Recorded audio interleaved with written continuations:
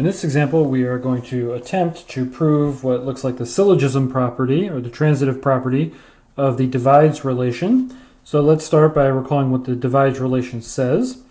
So this will say, well, let's start the proof actually. So let's start our proof, and then we will recall the definition of divides as part of our proof.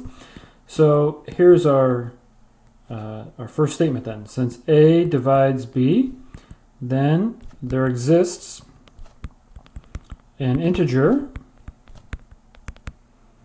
All right, so there exists an integer k in Z such that what's got to be true? Well, B has to equal k times A. All right, and then similarly, we can say the same thing for B divides C, right? So similarly, this is the given information of our proof now. So similarly, since B divides C, there is a, let's call it M, should say an M in Z such that, so now what's going to be true? Well, now C is going to be equal to B times M. All right, and now all we have to do is put this together. So here's what we have. And C is equal to B times M, but B itself is equal to K times A, right, for some integer K.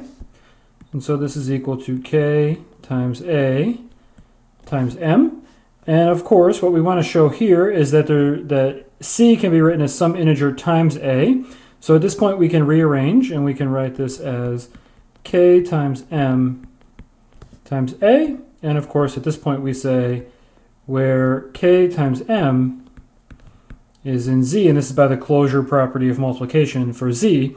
But at this point, we now have that C is equal to some integer, K times M in this case, but it's equal to some integer times A.